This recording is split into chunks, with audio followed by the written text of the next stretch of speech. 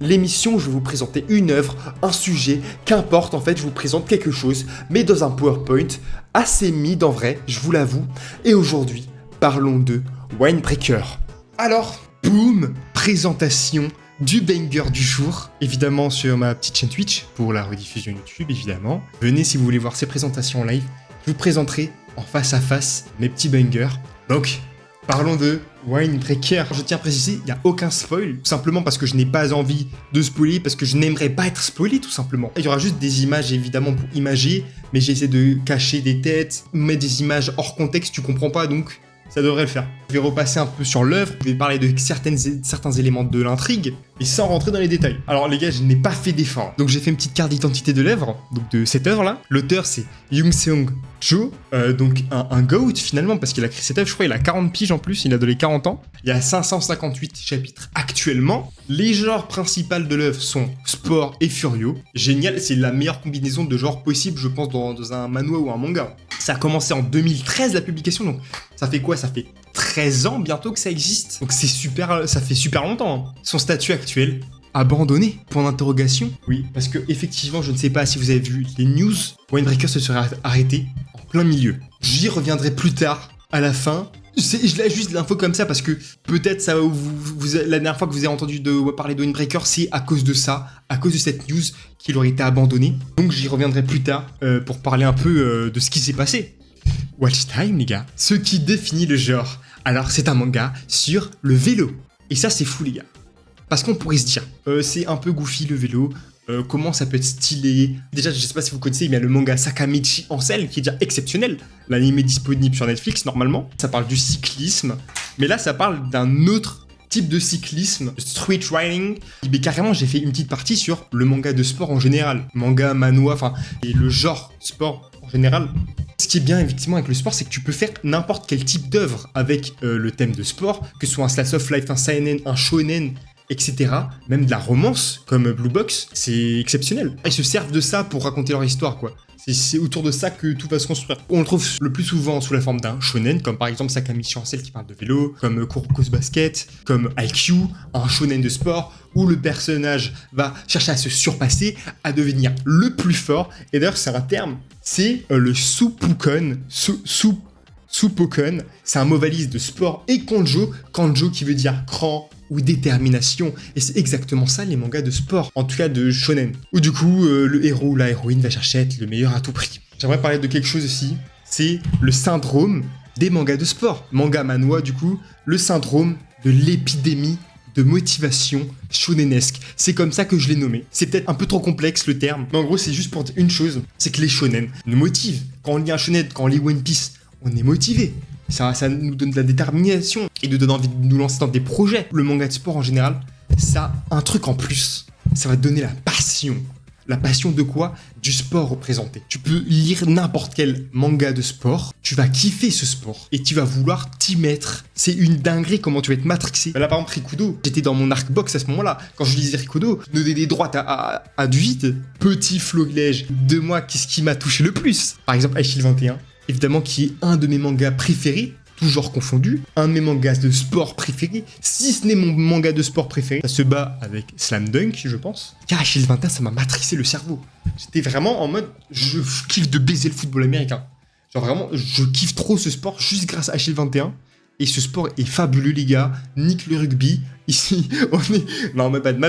Non, on respecte tous les sports. J'ai pas encore lu de manga sur le rugby, désolé les man. Slam Dunk, évidemment Slam Dunk, qui n'a pas eu envie de faire du basket, d'acheter un ballon de basket et de tirer au panier toute une après-midi entière après avoir lu Slam Dunk. Je ne sais pas comment c'est possible de ne pas toucher un ballon de basket après avoir lu Slam Dunk, genre vraiment. Inomaru Sumo, je sais pas si vous connaissez, j'ai pris une affiche de l'animé, c'est vrai que l'animé est un peu moins stylé que le manga, c'est un animé sur le sumo, et je vous jure que j'ai regardé ça, j'étais au collège, c'était en plein été, et les gars, j'étais devenu matrixé par le sumo, genre premier degré. C'est vraiment une dinguerie ce sport, on se rend pas compte. Et je commençais à faire les entraînements des sumotori. J'étais comme as. Je sais pas si vous connaissez, c'est en mode tu te mets accroupi comme ça et t'avances, tu fais comme ça, tu sais. Je faisais ça toute la journée. Bon, j'ai plus ça maintenant, j'ai passé mon arc sumo. Mais c'était une singerie, genre. Enfin, on se rend pas compte, mais ça te matrixe le cerveau, genre les mangas de sport. C'est vraiment une dinguerie, genre. Je pense qu'il peut vraiment se servir d'animé de manga pour promouvoir un sport. Et vraiment, ça marche très bien, quoi. Takehiko Inoue, il a fait des choses. Grâce à lui, il y a peut-être des joueurs NBA, on sait pas. Hein. Donc voilà, vous avez compris là où je voulais en venir. Le sport, c'est génial. On vient enfin au sujet principal. Winebreaker, c'est quoi? Et je vais vous lire le synopsis. Qu'est-ce qui est plus parlant qu'un synopsis finalement? Jaeyeon est un lycéen brillant et passionné de vélo. Sa vie bascule lorsqu'il est repéré par Minuo, un membre du Zephyros Crew, un groupe de street riding. Plongé dans l'univers du street riding, il doit jongler entre les pressions sociales, ses nouvelles amitiés et les défis de ce sport extrême. Oui, vous avez bien entendu. Oui, c'est un sport extrême. Et oui, ce n'est pas que du vélo, du petit cyclisme. Tu te balades tranquillement. Non les gars, c'est du vrai vélo. C'est plus que du cyclisme et du street riding. C'est des courses de rue les gars. C'est-à-dire que c'est vraiment dangereux. On se rend pas compte hein. Mais je vous jure, c'est dangereux de ouf. Bon, en gros, il y a des crews de vélo. En vrai, c'est bizarre dit comme ça. Qui font du coup des courses de rue. Ils vont faire un tournoi notamment. Il y a de la vitesse, de la technique et de la baston. Et est-ce que c'est pas tout ce qu'on veut? Vraiment, si je devais résumer cette œuvre, c'est des courses et de la baston. Donc c'est une singerie. Parce que je vous rappelle que c'est pas que du sport. Hein.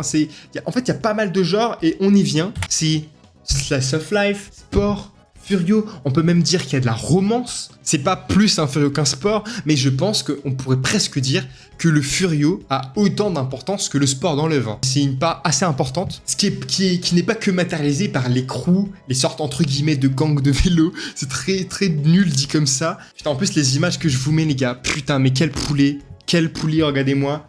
Cette magnificence du Furio, ça se tabasse. J'essaie de mettre des images pas trop parlantes pour pas trop spoiler. Oui, il y a de la romance. Alors, j'ai mis aucune image qui pourrait spoiler. Donc j'ai mis cette image. C'est arrêté de façon. Mais justement, je vais y venir. Et c'est pas parce que c'est arrêté que tu dois passer à côté. Parce que c'est une des plus grandes œuvres de cette planète. Je vais y revenir plus tard. Il y a la romance, donc c'est génial. Il y a vraiment beaucoup de romance en vrai. Et c'est toujours un truc qu'on apprécie, les romances dans les œuvres comme ça. Surtout qu'au début, on dirait pas qu'il y aura de la romance. Mais petit à petit, ça va venir. Et ça va servir le propos. Après, c'est du vélo, quoi. Tu peux pas dire ça, frère. C'est le pire à comment dire après c'est du vélo parce que déjà l'animé et le manga Sakamichi Ansel, je sais pas si tu connais, est exceptionnel et ça parle de cyclisme. Et là ça parle pas que de cyclisme, ça parle de bien plus que du cyclisme. Parce que dans tous les mangas de sport c'est ça, c'est un sport qui peut puer la merde. Tu t'en bats les couilles, l'œuvre va être exceptionnelle, tu vas envie de faire ce sport qui pue la merde. Et ça je te le jure. J'ai pris l'exemple tout à l'heure, mec. J'ai regardé ça, frère. Tout l'été, j'étais au collège. Tout l'été, frère, je faisais des exos de sumo. Ne sous-estimons pas le pouvoir des shonen de sport. Mais c'est exceptionnel. Et du coup, voilà, cette romance va vraiment réussir à amener l'œuvre encore plus loin, genre. Genre vraiment, c'est une dinguerie. C'est vraiment, genre, la romance, mine de rien, et elle est importante, quoi. Elle va amener à des choix, à des obstacles, à de la frustration parfois. Et parfois des moments très agréables. Bref, n'en parlons pas plus. La culture de la rue. Parce que Winebreaker, c'est ça. C'est la culture de la rue. Elle représente le peuple. Elle nous représente, les gars. Pour plusieurs raisons. Ça traite de la droga. Ça parle beaucoup de streetwear. Le fashion dans l'œuvre est omniprésent. Vous pouvez voir, j'ai mis un peu partout des outfits des personnages. Franchement, les goûts du man qui a dessiné ça est exceptionnel. Il y a des règlements de compte dans la rue. Ça se tabasse. Et aussi, une chose à savoir, c'est que ça parle de cyclisme de rue. Qui dit cyclisme de rue prend ses origines à New York. New York parce que c'est l'apparition du fixie, du vélo à pignon fixe. C'était le vélo qu'utilisaient les livreurs à New York. Des livreurs quoi de colis ou des livreurs de colis un peu plus suspects qui pouvaient contenir des choses peut-être illicites comme de la drogue. Et donc ça se tire vraiment de ses origines de là. Donc le street riding à travers les rues de New York. Je ne sais pas si vous avez déjà vu ça, mais c'est exceptionnel. Je vous conseille d'aller voir des vidéos. Je pense que les piétons et les voitures détestent les vélos à New York encore plus qu'ici, mais c'est impressionnant à voir. En plus, ouais, il y a vraiment, comme dit, au niveau de la streetwear, des outfits et tout, de la fashion de Winebreaker, il pousse vraiment le truc très loin. Genre, chaque crew a un peu leur propre combinaison. Les persos ont H24 des tenues différentes. Tu sais pas où ils sortent tout leur fric. Vraiment, on peut faire des tenues comme ça, mais ils ont des flows de malade mental. Je sais pas si c'est parce que c'est la Corée et la Corée en général, ils ont de bons flows, ou si c'est encore plus que ça. Parce que là, je trouve que c'est fou. Le street riding, parce que c'est pas que du cyclisme en mode vélo de route, course, normal de cyclisme tard le Tour de France. Ce n'est pas ça. C'est des courses dans la rue. Il y a peut-être des passants, peut-être des voitures. C'est peut-être la nuit. Il peut flotter. C'est très dangereux en vrai. Il n'y a pas vraiment de règles. Les gens peuvent se tabasser s'ils le veulent. Enfin, il n'y a vraiment pas de règle, on va dire. La structure de l'histoire. Regardez-moi cette planche magnifique. C'est un de mes moments préférés. Donc, vous l'avez vu, ça traite de beaucoup de sujets. De la drogue, qui est omniprésent dans l'histoire, parce qu'on sait que le dopage dans le monde du cyclisme, voilà. Un tournoi, de la romance, il y a des enquêtes. Ça parle de beaucoup de choses. Et malgré que ça parle de plein de sujets différents, bah, la structure de l'œuvre fait qu'en fait, tout est lié et tout va bien être ficelé en fait. Toutes ces intrigues vont se passer en même temps, pratiquement en même temps, mais tout s'imbrique bien, genre c'est vraiment fluide. Imaginons, je prends au hasard, le tournoi par exemple, grâce ou à cause de la romance, va être poussé encore plus loin, il y aura des nouveaux obstacles en rapport avec les deux, etc. Et ça fait vraiment un embranchement de fou, où t'as tout plein d'intrigues et de sujets qui vont s'embrancher. C'est des petites graines qui vont être semées par-ci et là dans l'œuvre. Une petite graine romance, une petite graine, cette intrigue-là. Ce personnage a ces soucis-là. Cet autre personnage a d'autres soucis-là. Ça parle de beaucoup de sujets, quoi. De sujets graves, de sujets très graves, de sujets un peu moins graves, des problèmes de la vie de tous les jours que tout le monde a. Vraiment, ça parle de beaucoup de sujets parce qu'il y a beaucoup de personnages différents. Et ça, j'y viens, les personnages. Il y a énormément de personnages différents avec un profil différent. Ils ont tous leurs propres problèmes, leurs propres obstacles à surmonter, leurs propres objectifs à atteindre. Et c'est magnifique de voir tout ça, autant de personnages différents qui vont tous avoir aussi bien marché ensemble en fait. C'est vraiment le yin et le yang mais à grande échelle et je trouve ça crazy genre vraiment. Déjà, ils ont un flot de malade mental, ça on peut pas leur enlever. Mais du coup voilà, il y a un gros panel de personnages. Même les personnages au début du manga, ou du manhwa pardon, premier chapitre tu dis c'est vraiment un cliché tu vois. Le mec nonchalant, un peu mystérieux, le mec extravagant qui tabasse tout le monde, qui est cool et marrant. Mais en fait, justement, je sais pas si c'est fait exprès ou pas, hein. On dirait qu'ils nous appâtent avec les clichés shonenesques du genre pour ensuite nous diriger vers leur vrai être, leur vraie personne et leur vrai caractère développement. Bon après, c'est logique, ils ont tous un caractère développement quand même, mais je trouve que leurs caractères développement sont tous égaux déjà. Genre, il n'y en a pas un qui est plus développé que d'autres. Bon, si on part dans les personnages vraiment secondaires, évidemment, mais quand tu restes dans la sphère des personnages principaux, ils sont tous vraiment développés à un niveau équivalent. Genre, vraiment, c'est fou. Ils auront tous leur moment de gloire, leur moment de développement. Parfois, il y en a qui vont prendre plus de temps que d'autres, mais c'est normal. Et tout vient à point à qui c'est attendre. Parce que finalement, chaque développement vient avec une intrigue dans l'histoire, un obstacle qui arrive. Bref, c'est juste un scénario en soi, c'est juste de la bonne narration, mais je le souligne, c'est de la très bonne narration. Quand tu commences à suivre, tu ne peux plus t'arrêter. Il y a toujours ce type d'œuvre où, quand tu commences, tu ne peux plus t'arrêter, tu deviens fou de ça, et tu t'y penses jour et nuit, et dès que t'as fini l'école ou le taf, t'as juste envie d'y retourner plonger, tu n'arrives pas à dormir parce que tu veux un chapitre de plus. Je me réveille, je lis un chapitre, ça m'est déjà arrivé, je me suis endormi en lisant les chapitres, je me suis dit, je peux pas m'arrêter là, mais je devais m'arrêter là parce que je commençais à m'endormir sur mon tel. Je m'endors. Premier truc que je me dis en me réveillant. Et d'habitude, je mets longtemps à me réveiller ces derniers temps. Et là, les gars, premier truc que j'ai pensé en me réveillant, j'ai pensé à la suite du chapitre. Je me suis dit, oh shit, j'ai lu le chapitre. Et ce chapitre m'a tellement scotché. C'est vraiment un chapitre trop important, c'est un arc de ouf. Je me suis réveillé en sursaut. J'ai sursauté comme un malade mental. J'étais en mode, let's go. Pour souligner le fait que je fais partie de ce type d'œuvre. Après, c'est très personnel, hein.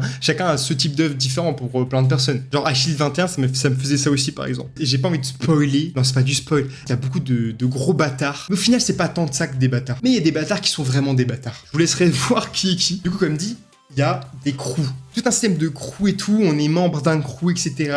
Non, mais ça me rend fou, les gars, que j'ai des pubs sur mes lives. Et quand tu commences à lire, tu ne peux plus t'arrêter. Tu vas très vite. Et ce truc de l'histoire te tient comme as, tu veux suivre le truc, quoi. Tu veux vraiment être dans le mouvement et pas perdre le fil. Bon, en fait, c'est un peu comme toutes les œuvres, hein. T'évolues avec les personnages, tu grandis avec eux parfois, comme le cas de One Piece. Tu traverses des obstacles avec eux. Et genre vraiment, c'est fou comment cette œuvre arrive à bien faire ça. Parce qu'il y a vraiment un aspect de crew, le groupe du personnage principal. Genre du coup, on est tout le temps avec eux. On voit tout le temps leurs obstacles, leurs doutes, leurs peines, leur tristesse, leur joie. À force d'être vraiment dans ce mood de ce crew, on fait vraiment partie du crew. On est membre du groupe, comme j'ai marqué. On dirait comme ça que je parle d'une secte, mais vraiment pas. T'as vraiment l'impression d'être vraiment avec eux et d'avoir une présence et de faire partie du groupe. Et c'est fou, genre. Un personnage, il est triste, tu vas être aussi triste que lui. Un personnage est heureux de fou, tu vas être aussi heureux que lui. Et je trouve ça fou comment il arrive aussi bien à te faire rentrer dans l'œuvre, en fait. C'est pas tout le monde qui arrive à le faire aussi bien, je trouve. Après, j'aime vraiment beaucoup les œuvres de sport. Depuis le début, on a un membre du groupe et je te jure que le moment où tu te rends compte de ça, quand ils se font tabasser, j'ai l'impression de me faire tabasser et qu'on me tabasse mes potes, hein. Et ça, c'est fou. Et pareil, quand ils tabassent des gens, j'ai l'impression de les tabasser avec eux et de prendre ma revanche. Et ça, c'est fou quand même. Voilà, on le vit avec eux. Je vais parler de l'évolution. Parce que, comme dit tout à l'heure, On pourrait comparer ça un peu à Tower of God ou Ice Shield 21 sur la manière de l'évolution, vraiment là purement graphique, je parle, du manga. Même si Ice Shield 21 et Tower of God ont forcément eu une évolution narrative aussi, parce que forcément, au bout de plusieurs années, Ice Shield 21, Tower of God, Windbreaker, c'est 3 œuvres qui ont duré plus de 10 ans. Forcément, l'auteur s'améliore et devient un sens plus fin dans la narration, dans le dessin. Donc forcément c'est plus beau. Là j'ai vraiment mis 2 exemples sur le personnage principal. Les premiers chapitres tu vois que il est pas encore sûr de son style et là il a un style monumental. Les planches vraiment, je vous jure que c'est une dinguerie comment toutes les planches de cette œuvre, à partir d'un moment, parce qu'au début du coup vas-y c'est un peu goofy, genre vraiment c'est un gros farmer d'aura et toutes ces planches c'est des putains de fonds d'écran, donc très bonne évolution. C'est un peu comme Tower of God, tu vois quand même d'un coup que ça évolue. Là c'est plus doux que Tower of God dans le sens où c'est progressif, voilà, ça évolue vraiment progressivement sans t'en rendre compte, tu vois qu'il évolue petit à petit et c'est très agréable. Mais justement c'est pas comme Tower of God où genre entre la saison 1 et la saison 2 tu vois un gap de baiser, entre la saison 2 et la saison 3 tu vois un gap de baiser. Parce que lui, il prend des poses de ouf. Je sais pas comment l'auteur a travaillé parce que j'étais pas là depuis 13 ans. Mais quand tu le dis, c'est très progressif, tu vois. Dès la partie 2 du milieu, genre, c'est déjà assez bon niveau, tu vois. Là, c'est chapitre 1.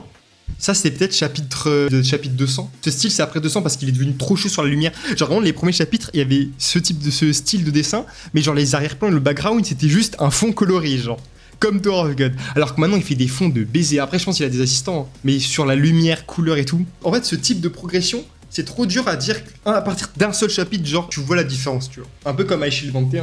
Est-ce que j'avais d'autres choses que je voulais dire dans évolution? Je regarde vite fait mes notes. Limite, c'est plus satisfaisant de voir cette évolution plutôt que chapitre 1, déjà, c'est aussi beau que ça, tu vois. Genre, vraiment, c'est trop satisfaisant, du coup. Tu vois que tu t'accroches vraiment par rapport à ce que l'histoire raconte plutôt que le design. Si les dessins est moche, entre guillemets, et que tu restes sur l'œuvre, ça veut forcément dire que l'histoire t'a, quoi. Et l'histoire t'a attrapé. Et moi, c'était ça, tu vois. Genre, vraiment, c'est comme Tower of God. C'est très moche au début. Enfin, moche. Il y a des gens qui peuvent aimer le style, hein.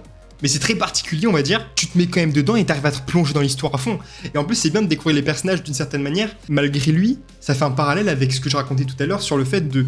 Les personnages sont entre guillemets un peu clichés dans leur narration au début. Et quand t'évolues, tu vois à quel point les personnages sont profonds. Ils ont un développement de fou. Et ils ont une vie, en fait. C'est réaliste, en fait. Non, enfin, il y a certains trucs qui sont moins réalistes, évidemment. Par rapport à leur vie, tu vois. Leur vie sociale. Parce que comme dit dans le synopsis... Ils ont de la pression sociale de ouf. Hein. Dans tous les manois, ça parle de commenter dans l'environnement social. Là, ça va aussi traiter de certains sujets. Certains très lourds sujets, très graves sujets. Mais quand même un peu trigger warning pour la partie 2 qui m'a traumatisé. Moi, la majorité du temps, quand je lis des mangas ou des manois, ça va être dans le train parce que j'ai pas trop le temps sinon. Et du coup, j'étais dépité dans le train. Genre vraiment, j'étais assis. En plus, c'était les sièges de merde. Vous savez, dans le sas, quand vous rentrez, vous sortez, j'étais assis comme ça. J'étais dépité, les gars. Je lisais comme ça. J'étais dépité, j'étais comme assez fait. Non, c'est pas possible, les gars. J'étais choqué, j'avais des petits sursauts. J'étais sur ma chaise, j'avais des sursauts, j'étais comme ça. Après, je faisais, non, les gars. Non, je faisais, wesh, les gars. C'est vraiment comme un fou. Et je pense que des gens dans le train pensaient que j'étais fou. Je vais pas faire des trucs de fou dans le train, moi, je suis plutôt calme. Mais c'est la première fois qu'une œuvre me fait ça, genre. On va parler des points négatifs. Alors là, c'est un peu marrant. Un peu comme quand tu m'as vu la première fois, genre. Mais du coup, en fait, là, le problème, c'est que j'ai créé une slide pour les points négatifs. Sauf que le problème, je n'ai pas trouvé de points négatifs. Alors, je pense que c'est en partie parce que je suis biaisé et que j'adore l'œuvre. J'ai pas cherché des points négatifs. Ça fait pizza mam, j'ai jamais fait ça de ma vie. Le premier souvenir que j'ai ensemble, moi, mon premier souvenir, c'est quand il y avait l'alarme incendie. Parce que c'était au tout début de l'année, 2e ou 3e cours, même peut-être le premier cours d'italien, où on était à côté. C'était l'alarme incendie, genre. C'est grave loin, wesh, tu te rappelles? Bah c'est quand on s'est rencontrés, hein. J'ai l'impression que je parle de comment j'ai rencontré ma meuf. Ouais, les gars, j'étais assis d'elle en italien. Et là, il y a eu l'alarme incendie. Et ça nous a tout de suite rapprochés, quoi. On s'est levés et je lui ai dit, t'inquiète pas, je suis là. Si jamais il y a le feu, t'inquiète, je vais éteindre le feu. Grâce à ma puissance, t'inquiète, reste derrière moi. On y va, suis-moi et je t'amène dehors. Et voilà, quoi. Et finalement, on s'est mis ensemble, quoi. Voilà, bref, on s'est mis à côté. Je sais même pas pourquoi on s'est mis à côté, je crois qu'il y avait plus de place. Et heureusement, mec, imagine, on se serait pas mis à côté en italien. Et qu'est-ce qui se serait passé? L'effet papillon de ouf. Et je me rappelle que vraiment, on a commencé à parler grâce à l'alarme incendie. Et ça, c'est fou. Finalement, les dangers rapprochent les gens. Continuez, s'il vous plaît. Et après, quel danger? Oui, c'est vrai que c'est pas un vrai incendie, c'était un exercice. Mais quand même. Non, moi, j'ai bien kiffé ce moment-là. En plus, juste après, je t'ai vu tout nu, donc franchement, c'est la meilleure journée de ma vie, je crois. Alors, du coup, pas de point négatif. Il y en a sûrement, c'est sûr à 100%. Ah, vous savez quoi? J'en trouve un, mais c'est pas vraiment un point négatif. Je vais dire, au niveau de la romance, au début, j'ai eu un sentiment super cliché. Genre vraiment la romance, je sais pas si au début, si c'est moi ou pas, et j'aime beaucoup la romance, Et je trouve que ça faisait un peu forcé, un peu cliché au tout début. Au final, ça évolue vraiment dans le bon sens du terme. Genre, heureusement, ça évolue comme ça. Et au final, ça va de ouf. Ce qui est bien avec cette œuvre, c'est que ça nous apporte de nouvelles connaissances. Tuto le vélo. Pas si facile le vélo. les gars en vrai, pas si facile le vélo. genre là on doit pédaler et avancer, mais les gars, c'est pas si facile. Mais le pire c'est qu'il a pas tort. Aurélien Fontenoy, tu le connais ou pas? Mec, je ne sais pas c'est qui, hein. Et du coup voilà, ce qui est bien c'est que comme c'est un manoir de sport, forcément ça va t'apprendre des trucs sur ce sport. Là en l'occurrence c'est pas un sport ciblé dans le vélo comme le freestyle ou le cyclisme tard le Tour de France, c'est vraiment du street riding. Ça t'apprend des trucs techniques sur le corps humain, dans quel muscle est sollicité. Ça peut paraître débile comme ça, mais j'ai vraiment appris à mieux pédaler parce que sachant que je fais du vélo tous les jours moi, pour aller à la gare ou aller au taf, comment je roule mieux en vélo maintenant qu'avant ma lecture. Genre vraiment j'ai conscientisé certains muscles, certains mouvements, et je vous jure que je pédale mieux qu'avant. Même mes positions sont mieux. Ça t'apprend plein de types de positions, certains qui sont illégales et tout en course. Ça me rend un peu crazy. Même le pignon fixe, je ne savais pas c'était quoi un pignon fixe sur un vélo avant de dire ça. Ah, investi. Les gars, c'était ce mot que je cherchais. Pour ça, là, le crew. Genre, t'es investi dans le truc comme si c'était une histoire qui t'arrivait dans la vraie vie. Et bah, Titanic, ta race. En Titanic, je trouve ça tellement mid en plus. Genre, en vrai, quand j'étais petit, j'avais kiffé Titanic, j'avais bien aimé. Mais avec du recul, je trouve ça mid de ouf. Je trouve. On va passer à une partie. La dernière partie. Quoi? Merde, j'ai oublié de faire une diapo. C'est la conclusion? Putain, attendez, mais vous savez quoi? Je vais créer une diapo. C'est celle que t'attends le plus, Momo. Ça va être la partie drama. Drame là. J'ai des images en plus juste pour ça, donc c'est magnifique. Ce qui est fou, j'en parle maintenant là en même temps que je cherche les images, mais genre vraiment c'est l'œuvre que j'ai fait le plus de screenshots sur mon téléphone toute ma vie entière. Après ça joue aussi en partie parce que j'étais sur téléphone quand je lisais. Dès qu'il se passe un truc important ou un truc que je kiffe ou un truc où je suis trop triste, enfin n'importe quel moment qui me donne des émotions de ouf, je sais pas pourquoi j'ai envie de screenshot pour garder ça toute ma vie en ma tête et garder ce souvenir, tu vois. Oh putain, ça c'est une image que je voulais mettre en fond d'écran, mais au final de mon téléphone, mais au final j'ai mis une autre image. Oh, c'est super flou, mais bon. Alors, il y a eu un petit truc, un petit drama, entre guillemets, sur Winebreaker, qui s'est passé il y a 2-3 semaines, je crois, et qui a conduit à l'annulation de Winebreaker. Par quoi commencer? C'est dur à structurer. Vous savez que le jour où j'ai appris que Winebreaker est annulé, je crois que c'est le pire jour de ma vie entière. Après ma rencontre avec Mohamed. En Corée, ils sont très stricts sur beaucoup de sujets, notamment ce qui concerne le plagiat, etc. Et l'auteur a été accusé de plagiat, de décalquer. Vous voyez ce que je veux dire? Et en fait, le problème, c'est qu'en Corée, ils prennent ça un peu trop au sérieux. Genre, même pas les instances qui gèrent ça, mais plus les viewers, les lecteurs, la commu, Asie en général. Hein. Quand tu vois l'harcèlement qu'il y a au Japon ou en Corée, bah, c'est pas des lol comparé à en France. Enfin, j'ai l'impression en tout cas. Genre vraiment, c'est une dinguerie. Le maxage qu'ils font. Il faut savoir une autre chose. Ok, attends, non, je vais d'abord expliquer de quoi il a été accusé. Du coup, il a été accusé de décalquer des planches, de recopier. Par exemple, ici, c'est des trucs qui ont été repris. Donc ça, c'est le Winebreaker, et ça serait la référence. Et c'est pareil pour tout. Winebreaker, c'est tout ce qui est en haut, et en dessous, tout ce qui est référence. Donc, petite ref à Tokyo Ghoul, 10 images. Et ça, on va y revenir plus tard à cette image. J'aimerais dire déjà un truc. On se fout de notre gueule. C'est super goofy. Genre vraiment, il y a une mala pour rien. Genre vraiment, c'est rien, les gars. Mais je vais y revenir plus tard, juste après. Donc en gros, il aurait décalqué ça. Je vais vous dire un truc. Les images que vous voyez là, c'est littéralement les seules images qui ont été décalquées dans tout Winebreaker. C'est-à-dire, dans les 558 chapitres, il y a 4 ou 5 cases qui ont été décalquées, ce qui signifie que c'est peut-être 0,001% de toute l'œuvre. C'est-à-dire que le plagiat, c'est juste ça. Le plagiat en question, j'ai envie de dire. Sachant qu'il y a eu tellement d'histoires sur des plagiats scénaristiques dans beaucoup de webtoons. T'as des webtoons qui vont plagier tout un scénario, des personnages en entier. Il a fait quoi? Il a décalqué des cases. Mais c'est même pas ça le pire. Est-ce que ça enlève les 12 années de travail qu'il a mis sur le manhwa? Non. C'est toujours magnifique ce qu'il fait et ça n'enlève en rien son esthétique, son design, son style. Surtout que, on va pas se mentir, il y a certaines images, c'est vraiment juste des références. Et des références dans le manga, dans le dessin, tout le monde utilise des références. Tu utilises des références. Bon, ok, les références sont un peu poussées sur certains cas, tu vois. Genre vraiment quand tu les décales, c'est vraiment les mêmes contours. Mais surtout pour vous parler d'un truc qui est plus important que tout, ce sont les conditions de travail. Vous savez très bien que les auteurs de manga, auteurs de webtoon, de manhwa, ont des conditions de travail déplorables. Et l'auteur de Windbreaker, il avait trop de travail, il était en burn-out, en fait, littéralement en burn-out. Je sais pas depuis combien de temps exactement. Ce qui voulait dire qu'il avait un rythme de travail, genre vraiment, c'est inhumain, vous connaissez très bien les rythmes. Mais les animateurs d'animés au Japon, les mangaka, les auteurs plus généralement de manhwa aussi, ils ont des plannings insoutenables.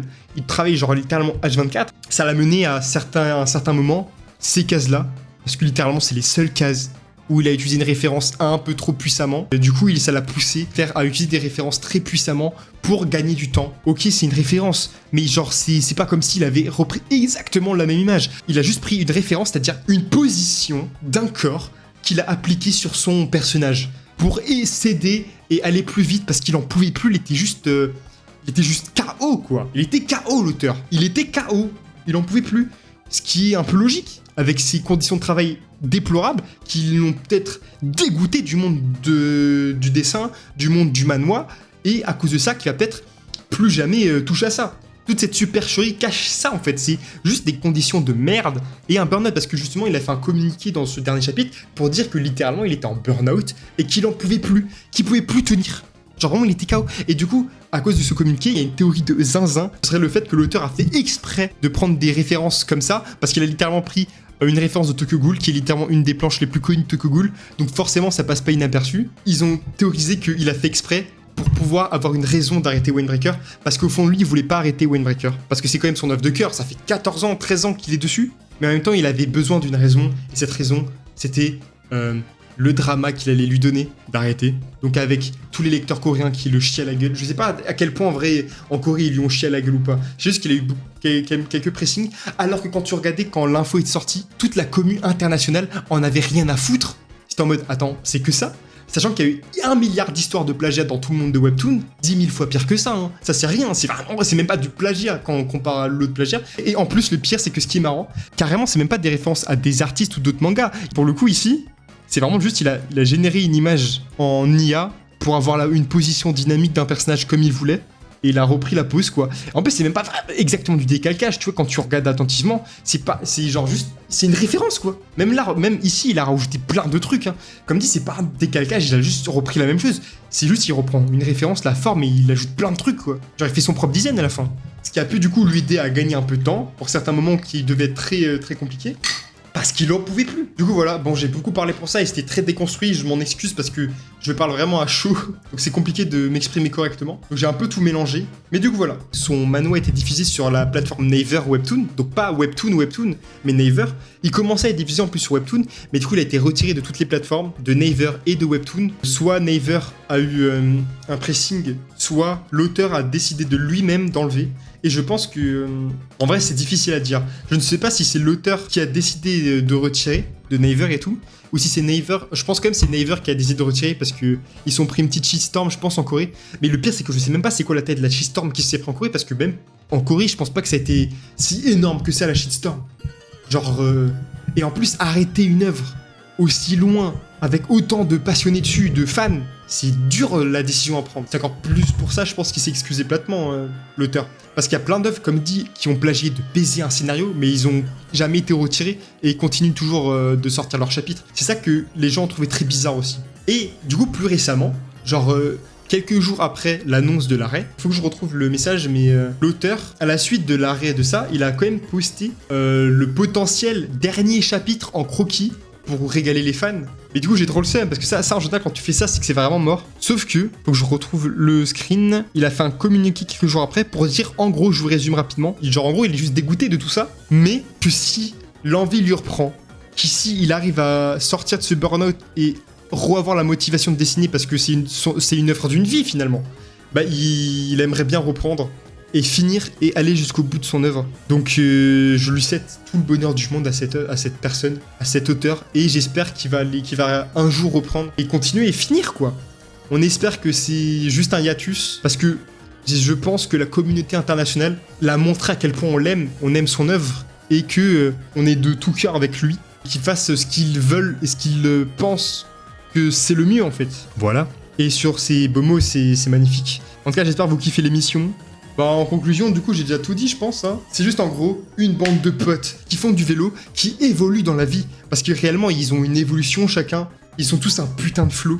Et depuis ça, les gars, j'ai trop envie de m'acheter un vrai vélo de fou qui a du flow, le custom et tout. Je veux dire que vous avez tous kiffé le vélo après avoir lu ça, genre vraiment. Il y a vraiment des planches qui sont magnifiques.